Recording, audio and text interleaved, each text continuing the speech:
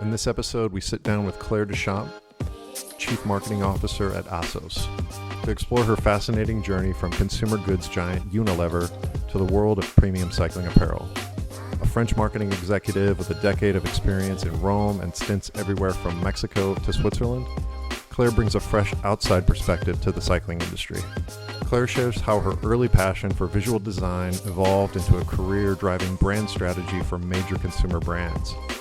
We dive into the evolution of marketing from traditional broadcast era of TV and print to today's community-driven, authenticity-focused landscape.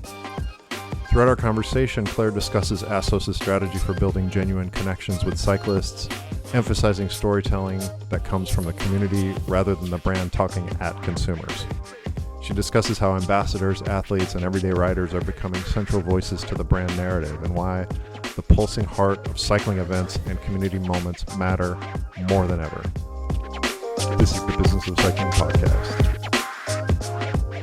So Claire, thank you so much for coming on. I'm really excited to speak with you and hear more about your journey, to have someone from consumer products come into the cycling business. I think when we first started speaking, I was really curious to hear more about your story. And I think the people that kind of listen to this podcast will be really curious to hear your point of view coming kind of from outside of the industry. And so I'm really happy to have you here today. Thank you for taking the time. Thank you for inviting me. I'm honored. Thank you very much. Honored. Wow. Okay. I heard honored. So maybe just to get started, can you tell us a little bit about where you're from originally, where you grew up, and kind of your origin story, maybe? Yeah, sure.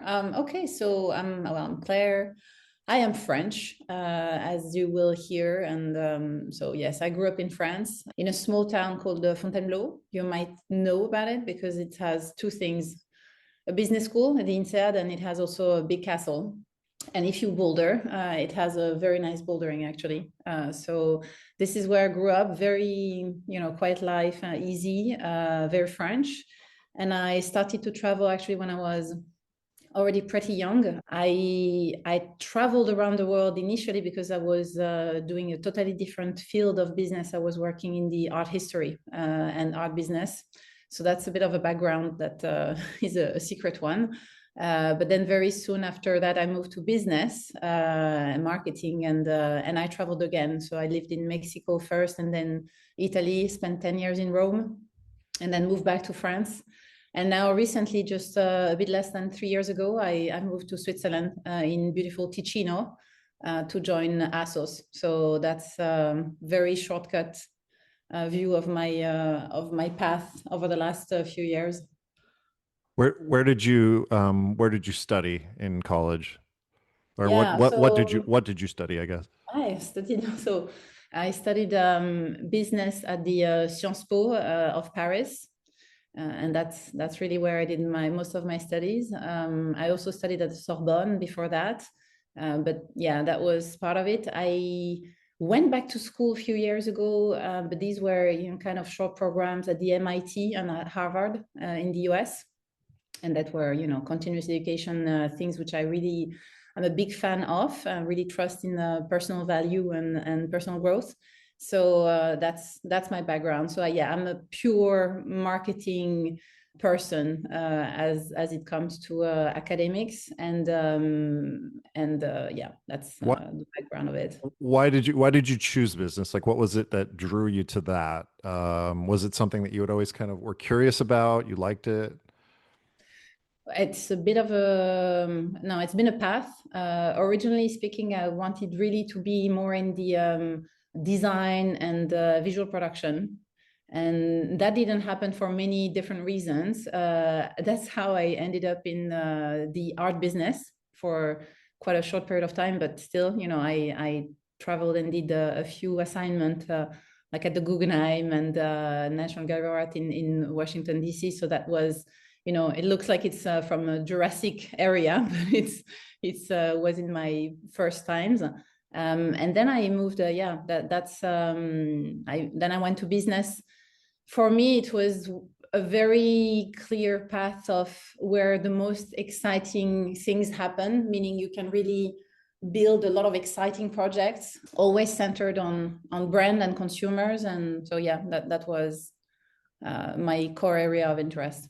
So you were like, I want to do something that is visually kind of that it involves kind of visual design, but you realized that maybe the best way to do that would be to get involved in business and marketing, where you can actually express or be involved in that process in the consumer side, because then maybe you can actually have a job doing that, or maybe Yes. you didn't see a ton of other opportunities maybe. Is that a fair statement? No, well, actually, I think it was just a matter of driving the directions rather than executing them. So that's how I ended up in marketing. And this creative part, I must say, for example, today, but also in my last previous assignment, is extremely useful because we truly live an area of marketing which is extremely visual, and you need to have a good sense of aesthetic and communication to make it through. So I'm glad I went through that path. And so you said you were working in Mexico for a time, for it looks like a year, and then Mm-hmm. you moved to Rome. So you were at Unilever, and obviously Unilever is a really big company. And can you tell us a little bit about your experience there Yeah, and sure. what you Actually, I did learned? two big companies. I started working really in marketing. So yeah, I did a bit of an experience in Mexico that was in skincare. Really cool experience, very entrepreneurial, very exotic. You know, LATAM market is really super fascinating in terms of growth opportunities and peoples you meet there. But then I went back actually to Europe and started to work at Unilever in fast-moving consumer good, in food actually, which I think is the hardest marketing area because you really cannot lie about it. You really have to find the right consumer insight and have incredible quality product to make it through. So that Because of the competition, you're saying that it's an incredibly difficult category. the market is certainly tough, but also the consumer because it's what you eat. So it has a lot of a deeper implication than skincare or cleaning products or even fashion. It has this element of authenticity. So I started in food business. I also moved in ice cream at some point in Unilever. It's incredibly good school. You learn a lot of the basics of the marketing 5 Ps. You have a lot of competition in the company, a lot of young marketeers who want to make their way to the top. You learn to be very rigorous about analytics, data, and know your market, know your consumer. This is the name of the game. A lot of project management skills as well. It was incredibly good school. I feel very lucky also because at that time, the business was still leveraging a lot of I would say traditional media scheme, which now don't happen anymore. But as a result, you also have a good discipline in terms of spending strategy and KPIs, where now things are a bit more blurred with the digital ecosystem, where still analytics are really a big part of it, but there are some dynamics which are a bit more on the community side of things, which are softer skills for sure. So So you're saying that when you were in this experience, you were able to see sort of the old, if we can call it the legacy ecosystem of ad like television, print, which has become less relevant today. And yes, you sort of saw but that. totally, and it's a good basis for understanding also the transformation that we're operating today. But yes, at that time, you had a big communication campaign, and it was very much about what the brands say to the consumer, not necessarily how the consumer feel about the brand or what they say about the brand. So it was very much sending a message as a single voice of an equity. Now things are very, very different, as you know. It's more about what consumers say to other consumers, what your brand stands for. So the mechanics have totally changed. But I feel lucky I went through that process because at that time it was a big machine of elaborating communication concepts, spending a lot of time on the budgeting strategy, the targeting, the timing and intensity of your campaign. So that was extremely good as an experience. I see, like working in marketing, I see, at least in cycling, product sort of is an easy way to drive your communication strategy in a sense that you have a new product, you talk about the new product, and rinse and repeat. In in a company like Unilever, where we're working on, I'm just curious to understand, like, is there that same sort of, we'll call it vice, to just say, hey, we've got a new product, let's talk about the new product, get it out? Or were you guys more focused on brand campaigns, like big, huge kind of containers of a message that's curated that we would call like a traditional campaign? It's still a mix of both. Things Okay. have evolved also over the last few years because uh, today's consumer is less about macro brand, but more about the values and the communities, and switches a lot and has a bit of here and now, I want to try different things kind of attitude, which have changed a lot of the game. But still, I would say in fast moving consumer good, it's really about the product, because you're pushing out commodities, products which are going to be bought, once every week, month, every 3 months. But there is a frequency that makes the relevance of the product being actually at the core of your communication. You really want people to have it at the top of their mind, and in the middle of all the choice and the alternative they have when they are in the point of sale. Really be very clear of your point of difference and point of superiority, and the reason to believe about such mix. So that makes that specific element super key to success. But over the years, a lot of big groups realized that they had also to display some value with their equity. So that is something that you see big groups are doing more and more. But so it's a mix. I would say in fashion, in sports, in cycling, things are also a mix, but it's a lot more about brand and the product. Yes, you need to talk about it, but you have a lot of different set of channels to do it, and you need to articulate that in carefully. So it's not only about the product, but it's also about the passion that your equity provokes at the consumer. Yeah, I mean, that's kind of you're always kind of torn between, do I just talk about the new product that comes out, or Yes. do I tell the customer about what we do differently? And they have two very different kind of, it's like, feels like maybe upper funnel, lower funnel. I don't know if that's how you would look at it, but it's like, Yes, no. Potentially, you would look at it this way. I totally agree with you. It's a big challenge. You have a lot of cool products you want to push to the consumer, and you certainly need to do that. But it's more your low funnel activity. It's also a bit of a different channel strategy and spending strategy. The You will have to get the new product looked at and considered and tried and recommended by your target. But to raise the attention and to get also the fascination of a premium equity, you definitely need to tell more than just the product. You need to have a purpose, a personality, and a set of emotions that do not relate only to the benefit of a product. So that's something that you really want to drive in terms of storytelling and overall agenda of what your equity says to the world. sure, yeah, who you are as a brand, and Yes. that's a constant theme that I see with all of the marketing professionals that I work with, or brand professionals, that if you're not differentiating yourself, if you're not telling a story of why you do what you do and how that's different from, in some ways, different from what everyone else is doing, it's really hard to stand out. And I think that's sort Yes. of that's just the rules of the game when it comes to communication and to marketing. Totally.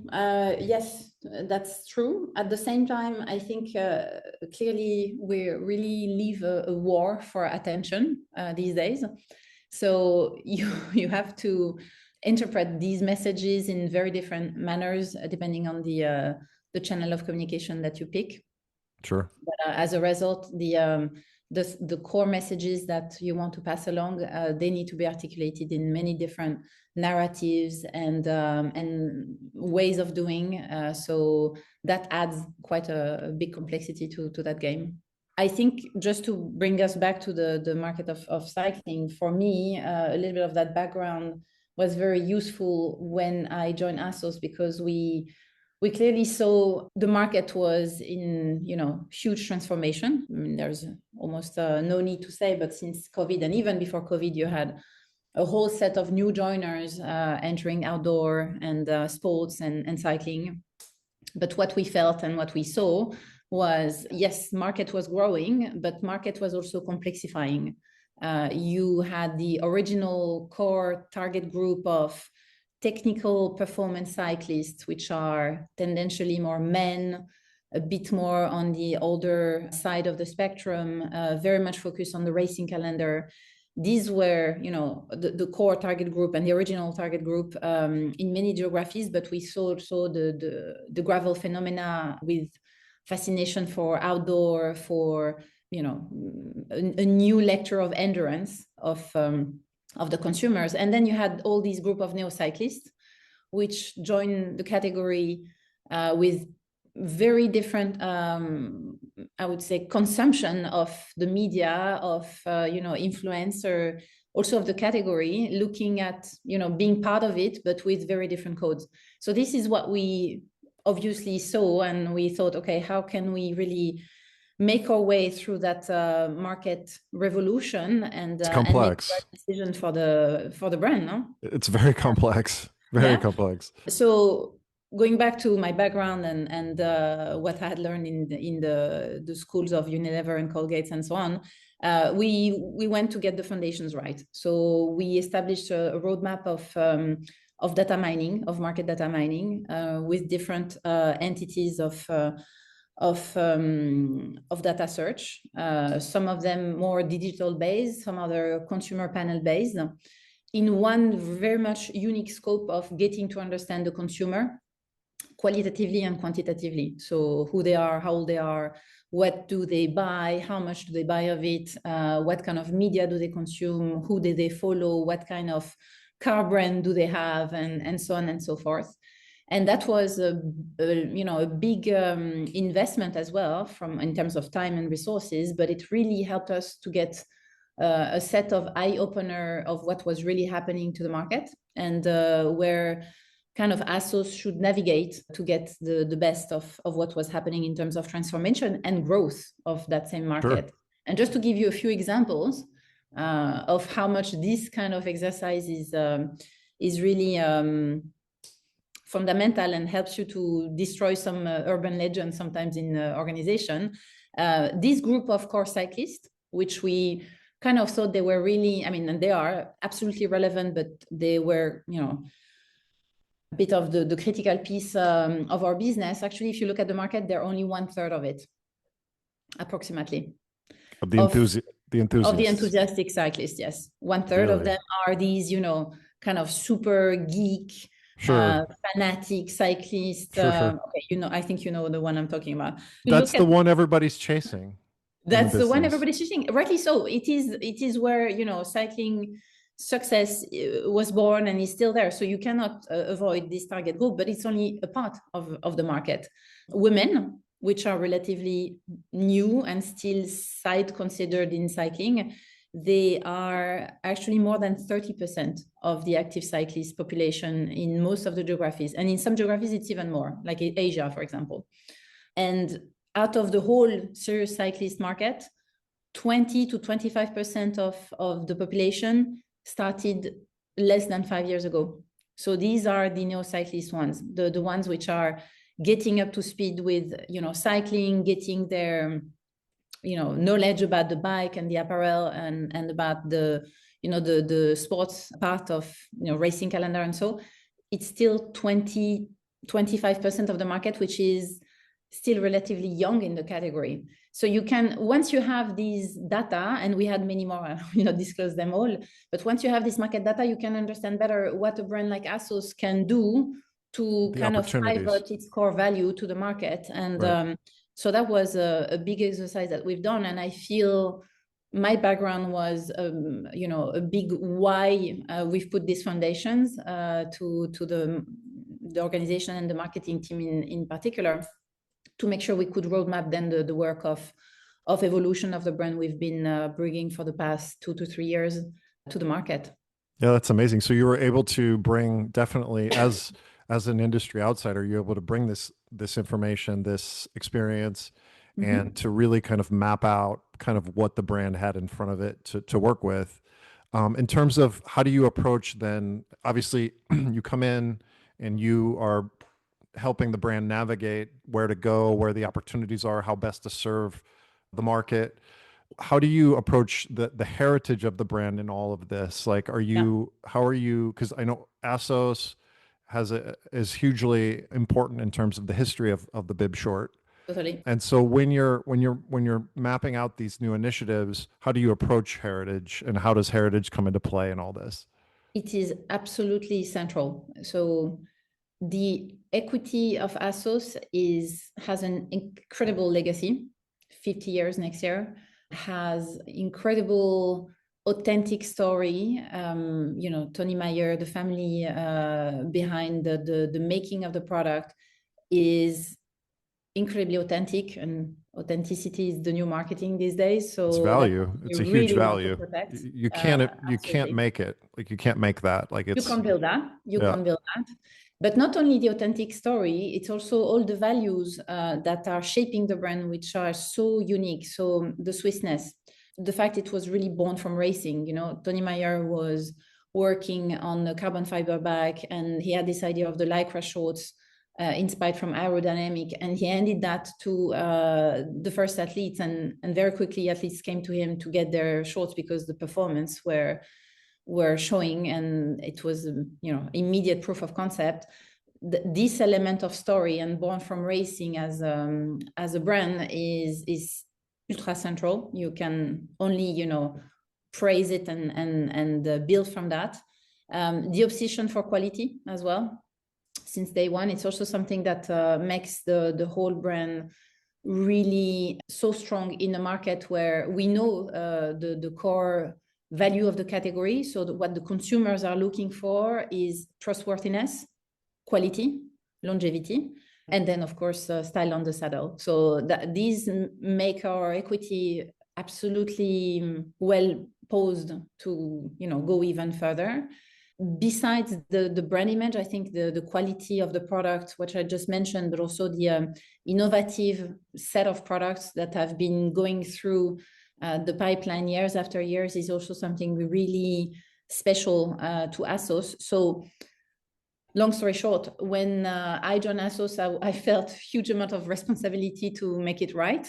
I was here again very honored to be able to work on such an equity. The result for us and the implication for us is that you want to preserve and cherish that equity. You need to pivot it to make it relevant to new target groups. But this is something on which we build. We do not divert it, and it's actually an element of richness of the brand that we feel very attached to. So I think that's a great point. And I've talked with a lot of brands, especially brands that have hugely important heritage kind of elements.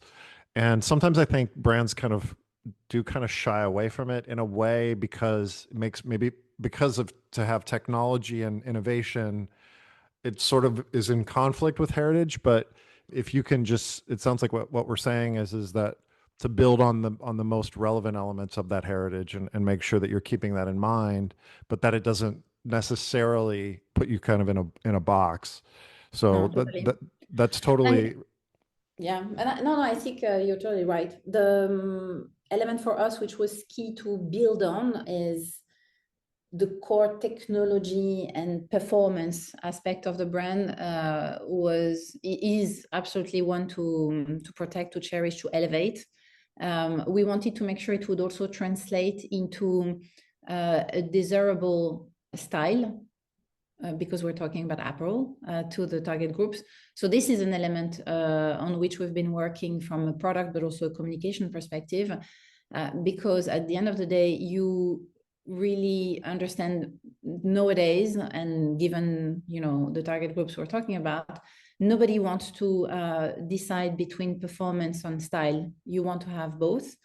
And actually, style is a great way to elevate the performance image of your brand. So it's not conflictual. It's actually something that can synergize extremely well together. So yeah, that's to complete a bit of the picture. Hey, it's Wyatt here. So here's a stat that should get every cycling brand's attention. 65% of all product searches now begin on Amazon. Not your website, not retailer sites, Amazon.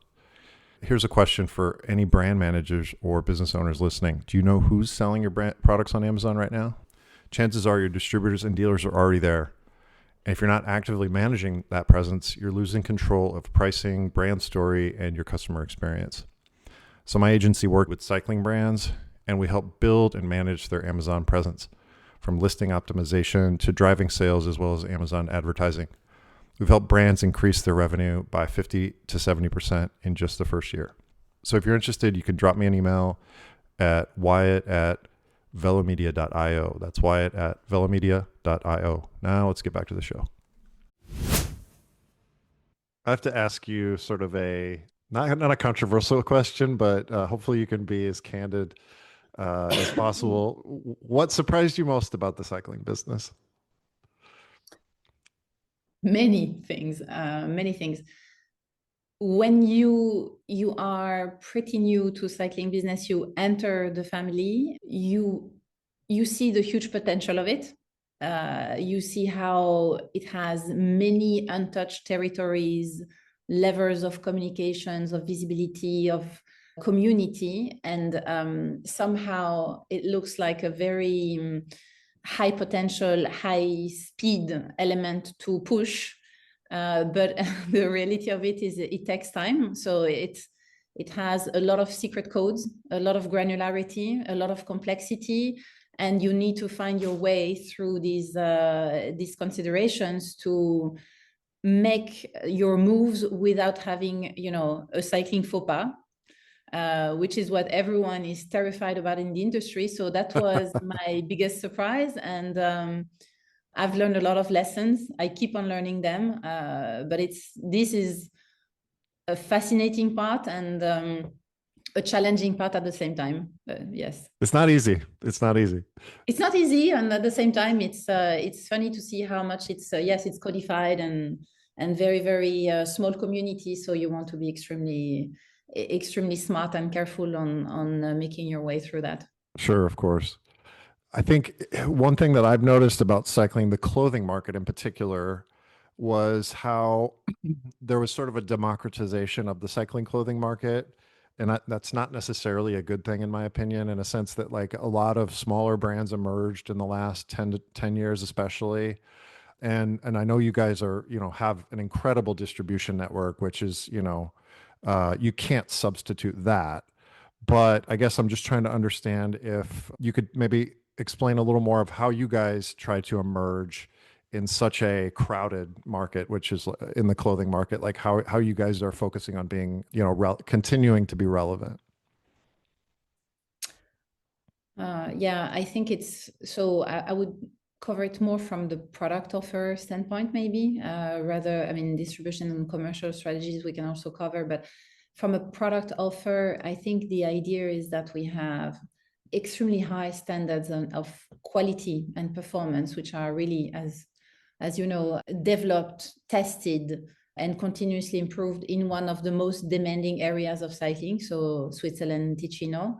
That makes the whole, product offer mix very specific and very valuable. We want to make sure that the premiumness of the brand remains very much untouched despite the whole promotionality of the market. And it is a big one because that makes the desirability of the brand huge. one of the core value in a market which is very much challenged by consumption trends, and you can get it wrong quite easily in terms of Yeah. stocks and management of that, and going through it can be quite bumpy for organizations. I must say, in that environment, the work which has been done by the company is really incredible to protect the value of the brand. And Right. that makes it definitely one of the core aspects of differentiation versus the market. And I know that when we spoke, we had a brief conversation before, and you had mentioned that for you, kind of one of the most important pieces of the work that you're doing is about the team. And can you tell me a little bit about how Yeah, you build a team and how do you approach the team when it comes to your the marketing organization? for sure. It kind of relates to what I went through when I entered cycling. You want to have a mix of you. Of course, we only have passionate people to come first, and just to mention that I feel so lucky because every day I work with a set of junior and less junior people, and all of them are just you know thriving to make the Assos brand even more successful day after day. So there is an era of enthusiasm and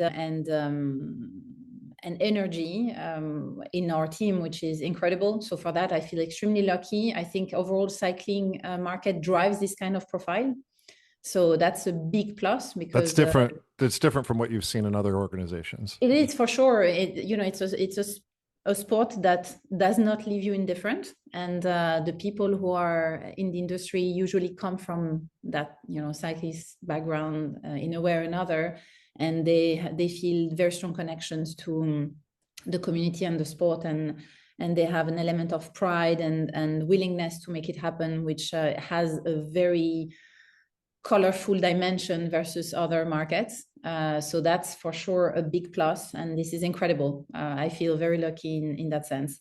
Having said that, you also want to have a set of skills which makes your brand standing out in an efficient way in a market, as we said, which is complex, fragmented, very vocal, very competitive, evolving currently quite a lot in terms of target groups and trends. So you want to be sharp, fast, and equipped to do your marketing actions in many ways. What the learnings from me is for sure you want to have a good element of cycling knowledge in the teams, but you also want to have external eyes because the cycling market is very much turned to itself, Tribal. while most of the opportunities are actually more outside of it or at the periphery of it, building synergies, of course, with the core of it. But as a result, you want to have a bit more of considerations for that.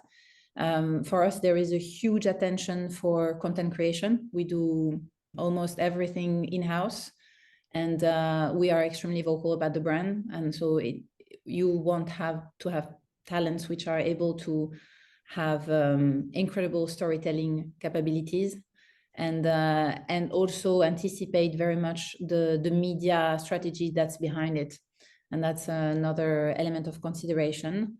Communities also for us is very high in the agenda, so that's something that require considerations when it comes to prioritization of your activities and team that you're going to put behind it. And last but not least, we're a company that sells product. So you want to be able to magnify it and showcase it as much as possible. And that requires as well another set of capabilities from a design standpoint, but also from a go-to-market standpoint. So everything that comes to merchandising or low funnel activity to showcase the collection in terms of catalog and so on is also something that is critical to business. So it's very 360, and you need to carefully keep your high funnel, low funnel activities in mind so that you don't drop the ball at any time. I have to ask a little bit about what is going on in the market right now in marketing, because a lot of people that are listen to listen to this this podcast they listen because they want to know, they want to learn, and they want to know kind of what's happening in the market. And I know that you guys have a big initiative on a community project where you're doing events in shops, and obviously that's a huge driver. But I guess from a media standpoint, obviously we can't we can't reveal all the secrets, but where are you guys kind of at today in terms of media, in terms of where are you focusing your attention? You had mentioned content, so I'm Mhm. presuming that video is really important right now for you guys in terms of, but all this is sort of from a digital lens. I guess where are you spending a lot of your energy right now in terms of media? Okay.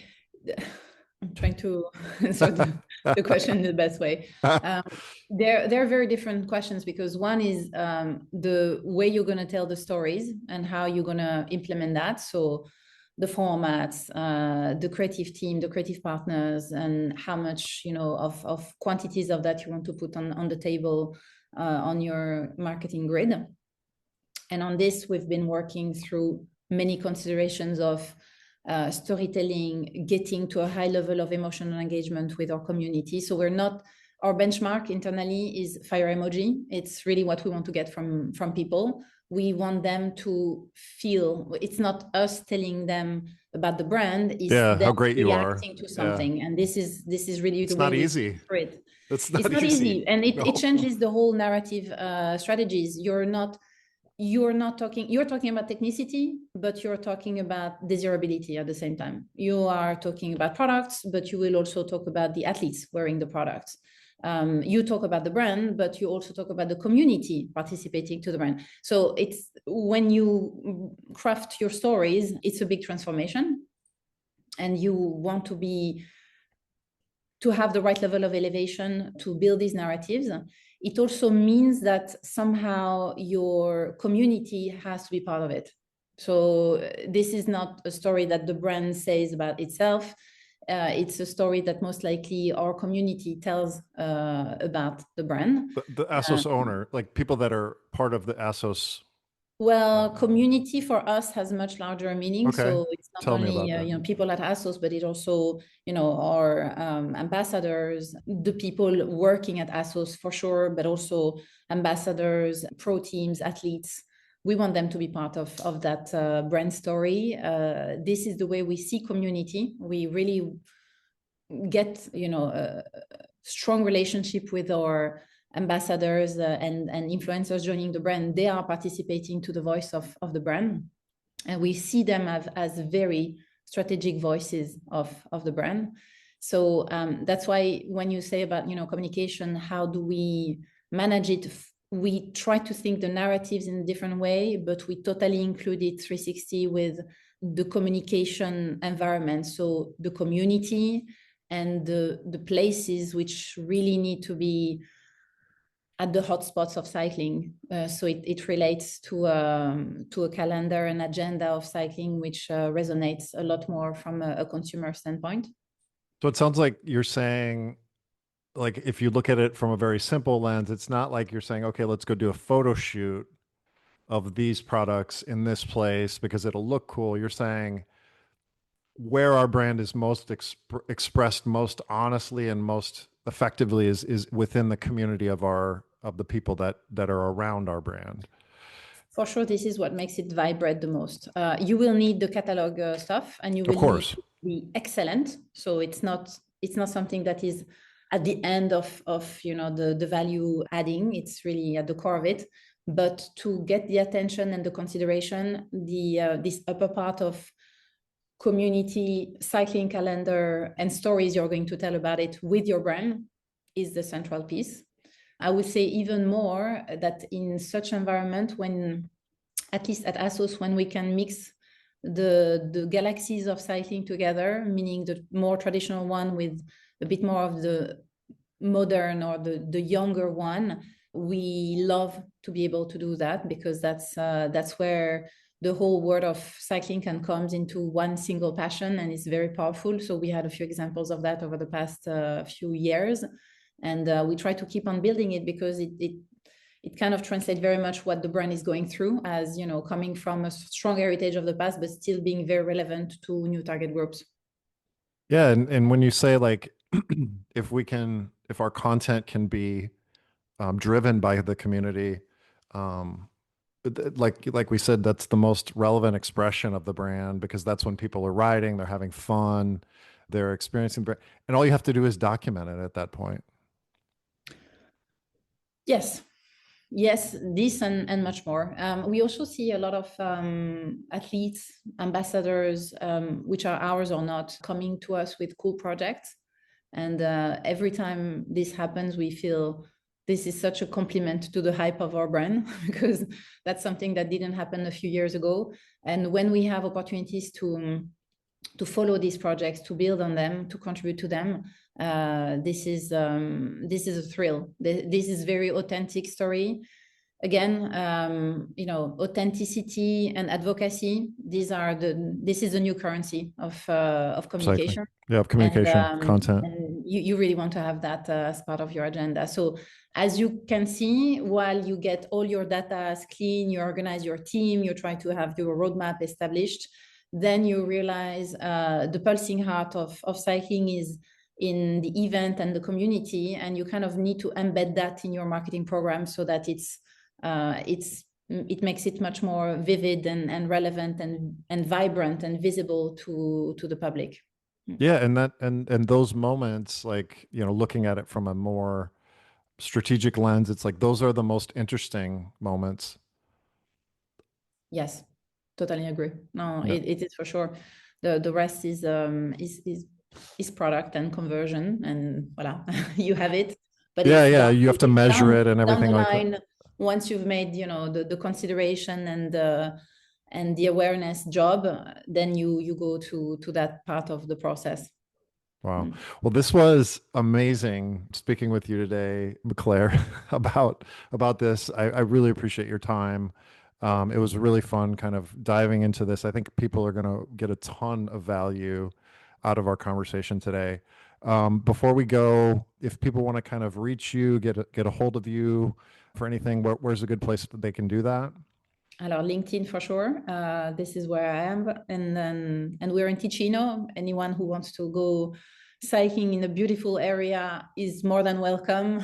We're there. The whole team is there. So happy to touch base with anyone who wants to know more about us. Well, thank you so much, Claire. It was great talking today.